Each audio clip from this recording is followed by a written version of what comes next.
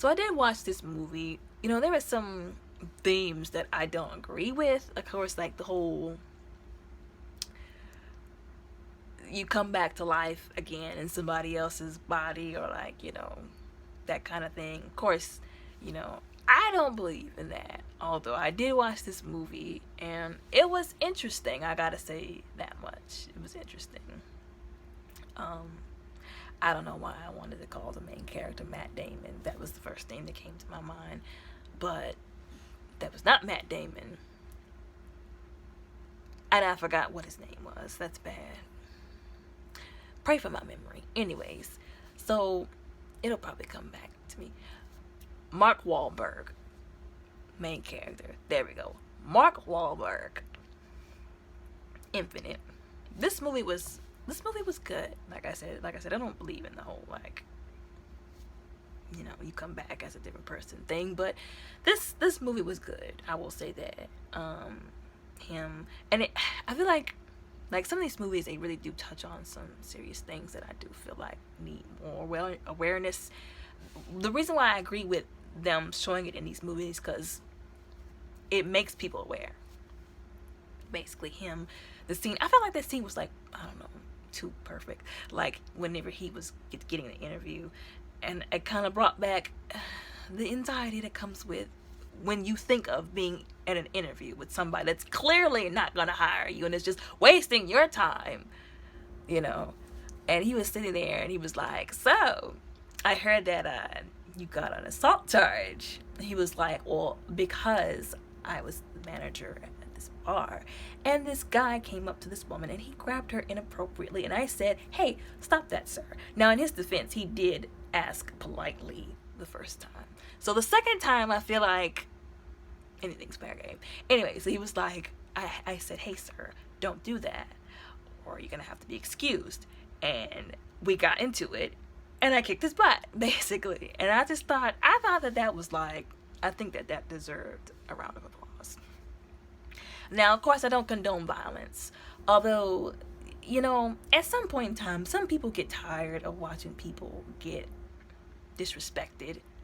And if somebody's gonna be physical with you anyways, hey, you know, and it's kind of messed up that they kind of like held that stigma over his head like he was just some crazy, aggressive man. And I'm like, did you not just hear that he got into it because he couldn't get another man, to stop basically harassing a woman? God knows what he would have done had not he tried to intervene. Yeah, like I said, I don't condone violence and people beating people up, but what if it just escalated to that and it couldn't be avoided? But it was just, you could tell that in his face he was like, like, even though he like explained everything, he was already dead set on not hiring him. I don't even know why he just kept going, but that's what they do sometimes, which gets on my nerves. But anyways, so he was like, he could see it, you know, he could see him like, he could see it, like him being like, yeah, okay, sure. Like basically looking at him like, yeah, you're just crazy and I don't want you working for me, basically. And he was like, I'm not crazy. Like, I know how you're looking at me. I'm not crazy. Like, I'm fine, you know. And then I think the whole thing with the way they linked it in, it was that like, he was having like, you know, seeing things that, you know, the normal person wouldn't see, and it was because of like the past lives, and he just thought it was, you know, like, I guess something that he needed to take medication for. And he made this katana, and I was like, oh, that's so cool, first of all. And he's selling it to these drug dealers, and I'm like, he should have found somebody better to sell that to, but he was probably just trying to do whatever he could to get rid of the stuff that people say that you're crazy for seeing. And this idiot decides he's going to use the katana on the woman that he was with, because she was looking at Mark Wahlberg a little too long. It's like I get that he's good looking, but you don't have to stare. But he took it to a whole nother level. He was like, oh, you like what you see? All right, then stick out your arm. And I was like, that's just ridiculous, bro. Like, that's just ridiculous, you know? And he helps her get away, and then he's like fighting using the katana, and he did one of those really cool bullet block moves. And then he started seeing things, and then he fell and got arrested. And I don't know who what the name of the actor that played the guy, I forgot what his name was in the movie, but the guy that was trying to kill him or come after him. I don't know where they found him, but he played that role. He played that role to a T. And he was like, remember, you taught me that. Like, whenever he was like, he put the bullet in there, and he was like, every time you answer with I don't know, you might get your brains blown out. And he was like, oh my God, stop it. And I was like, oh God, they're raising my anxiety and my blood pressure. He was like, you like that trick? I learned it from you. And I'm just like, this man is over here playing games. And at first, I thought that he was an ally that was just trying to force him to remember because it was something important that he had to do.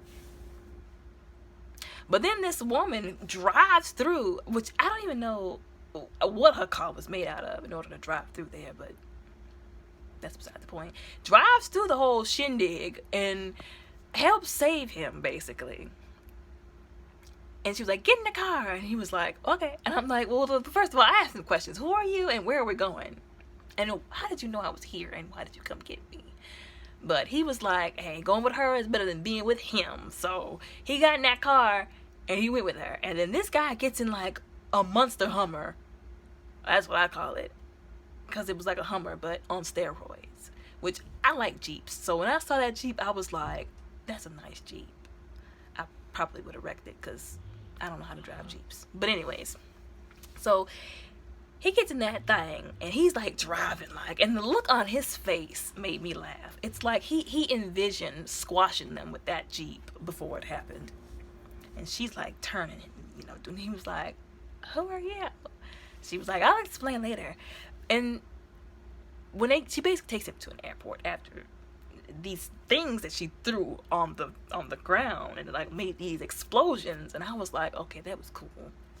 And she started to explain like as quick as she could, like, you know, what's going on, why she needed him, why she knew who she was. And he was like, this is crazy. She was like, look, you can walk away and they're gonna catch up to you, or you can come with me and you can figure out what this is about. And she was, you know, I mean, he didn't exactly have any choices, so he was like, I hate this place anyways. Come on, let's go. So he goes with her and they go to like the headquarters or whatever. He's meeting all these people and he doesn't remember them, I guess. And they're like, are you sure this is him? I think his name was Segway. I can't remember. But they're like, are you sure this is him? Are you positive? So they try to catch him up to speed as fast as they can. And meanwhile, this guy's going around killing people, shooting them with these little bullets that apparently upload their consciousness onto these little chips that he saved just to keep them in limbo. And I'm like, are you kidding me? That's awful. He was like, whatever you do, they're like, whatever you do, don't get hit by one of those bullets, because you will be screwed. And I was like, you better not get hit by one of them bullets then. And, you know, they're trying to get him up to speed as fast as possible. And then they're like, okay, well, we gotta do something. And then they go to, I forgot where it was, where he basically drowned himself. Because they were like, well, once you're on that verge of life and death, that's when your life flashes before your eyes. And he sees all of the previous life